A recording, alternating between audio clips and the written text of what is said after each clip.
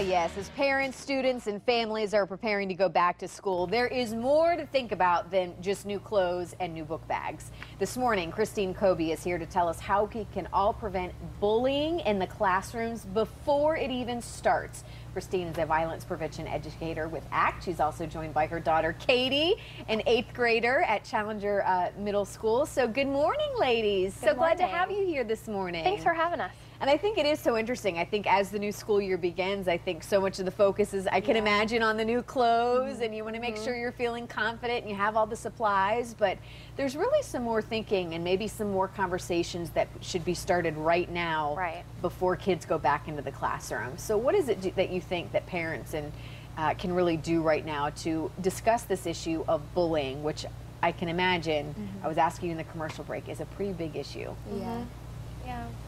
I think even if the bullying doesn't seem like it's too violent or it's just kid stuff, you know, it's just people playing around or something, but even small little teasing and jabs and pokes, we need to stop it at that point so that making fun of someone doesn't become a game.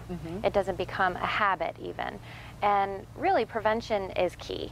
And I think that if we can empower other students that witness it to do something to stop it before it gets worse, then we'll be really taking a dent out of all of the interesting. violence. We were talking in the commercial break, and I think it's really, you know, it's more of a culture change than I think than just what policies or, you know, if a parent steps in or if you get a teacher, sometimes it can make it worse. So I think it comes down to the student. So are you seeing bullying done, or have you seen that, you know, in previous years? In previous years, it has gotten better once people have matured more. Yeah. But also, once they do mature more, their bullying starts to become more aggressive. If they do it, Yeah. So it can get worse or it can get better. It just depends. Now, I know it's got to be tough, and it's interesting because this goes back to this Green Dot program, which was kind of started in Kentucky, I guess. Kind of explain what that is, what that program, and how you're trying to get it, you know, really pushed here in Southwest Florida. It is all about social change and that culture change and making standing up for people cool. There's a lot of I guess merchandising that kind of goes with it, with logos and making it catchy. And the whole premise of it is 3 Ds. Most people really want to do something to prevent violence if they see it and to step in, but they don't know what to do.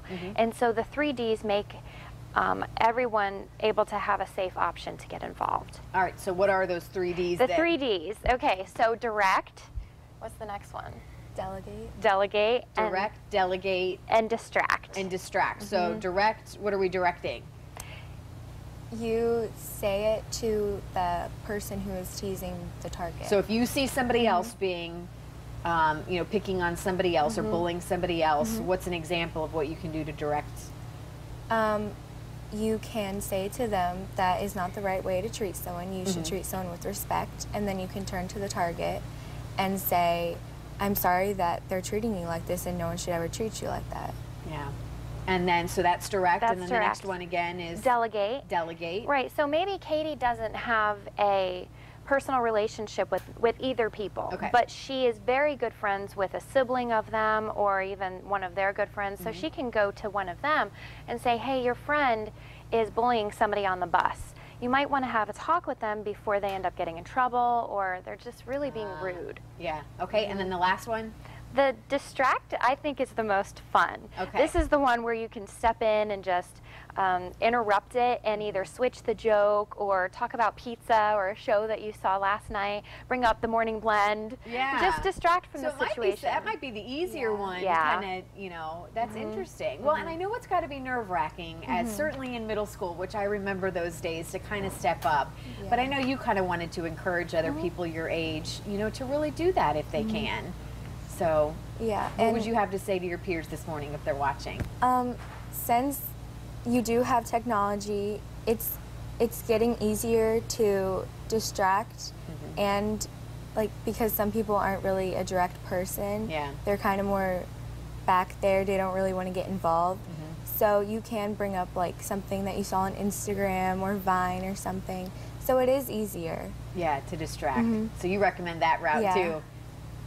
Well, I guess as we close here, what's the take home here? I think, you know, we're at a critical time where school is about to start in the next week or two. I think a conversation parents can have with their kids right now is vital at this point.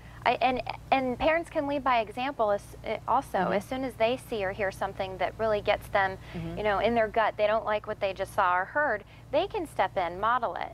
And when you see something, that's when your defining moment is. That's when you choose to step in or choose not to. Again, I think it's a cultural thing, and I'm glad that you're kind of steering this campaign for it. So we appreciate you both being here. Good luck with the new school year. I know you're going to do wonderful. And oh, middle school, I remember those days. Yeah. Thank you, ladies. We look forward to having you back. You always, I learned so much from you. All right, let's send it over to Steph. Up next, our true fashionista stops by with your favorite designer brands. But first, a look at your Fox forecast and news headlines.